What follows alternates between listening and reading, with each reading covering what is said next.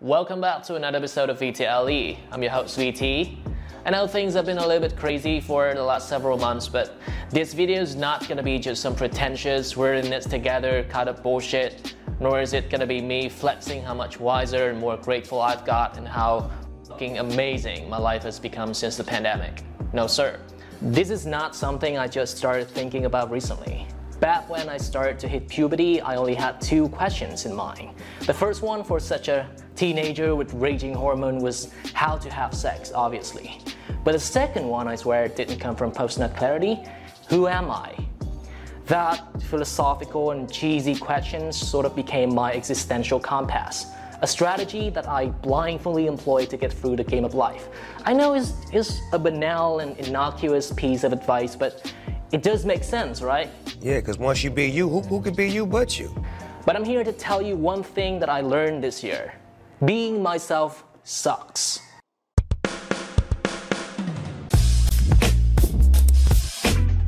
We all have what is called an ideal self. Basically the best version of ourselves that we aspire to be. For several years, I kept telling myself and people that I wanted to save enough money and then quit my job and start living the life of a vagabond. You know, just wandering around the country. There would be no hustle, no responsibilities, and most importantly, I wouldn't have to show my face on social media every 1 or 2 months for attention like this, right? That's not even a joke. That perfect self is only desirable when I look at it. In reality, it would probably suck to be somebody with no financial stability and social life like that. As a matter of fact, I would never trade off any of my semi-stability for such a vagrant and wandering life like that. So I never wanted to be that guy. I just wanted to think that I want to be that guy. You know, from the way I see it, it's kind of like porn. No, I'm serious.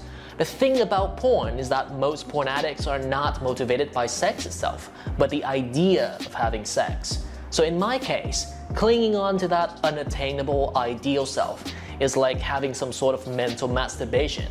It feels very good at first, but the more I do it, the more it perpetuates my insecurity by constantly reminding myself that I'm never where I'm supposed to be. It makes me feel guilty for simply accepting who I am. You know, I settle for a job that forces me to be home a lot, so much that there's hardly any difference between my life before and during the pandemic. But you know what? If you have a job that is barely affected by such a national disaster like this, you should all dance and celebrate, not complaining about how your narcissistic ass is not who you are. That's just pure narcissism and self-entitlement. The concept of myself is based on the aspects of my identity that I assume people would remember before. You know, a guy with long and greasy hair who can speak a foreign language that people happen to care about, a superhero fanatic with a set of uninhibited personality, right? Do you agree with all that? No? Exactly my point. The problem is people are not going to perceive me as a multifaceted individual the same way that I like to perceive myself. The way that I view myself and the way other people view me may overlap sometimes, but they're never the exact same thing. My conception of self is just something I constructed, an illusion that feels good to look at. I think other than that, it serves little to no purposes, because being obsessed with myself only amplifies my feeling of inadequacy and make me feel worse when faced with adversities. For example, when I identify myself as a good English user, you know, an English teacher, my entire value as a person certainly gets tied up with how good I am at simply using the language. During the pandemic, I actually struggled to keep myself motivated and did not make any significant progress for a long time. And before I knew it, I actually started to feel like a worthless piece of human garbage because it has already been established in my mind that being bad at English is somehow being bad at life. Also, I get really demotivated to make English content when I tell myself that English videos are my brand, so I need to keep making them to continue being seen as VTLE. When I do that, it's not the reward that is causing the motivation, it's fear. The fear of no longer being what you once received credit for. So in order to rekindle the motivation, I knew I needed to detach myself from my narratives. That doesn't mean telling myself otherwise, I'm terrible at English, my videos suck. That would be trying to let go of an illusion by creating an even more deceptive illusion.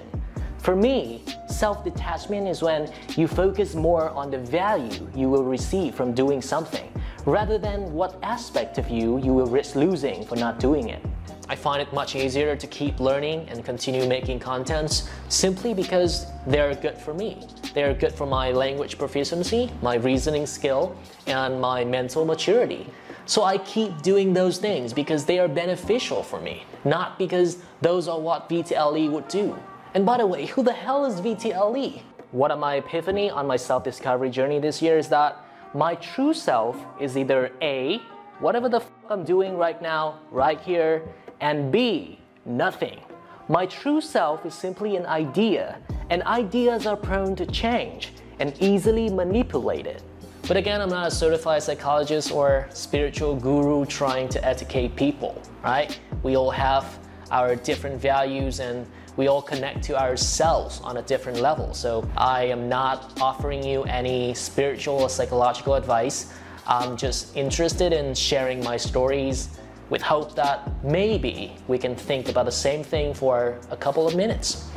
And that's it for now. In case I don't see ya, good afternoon, good evening, and good night.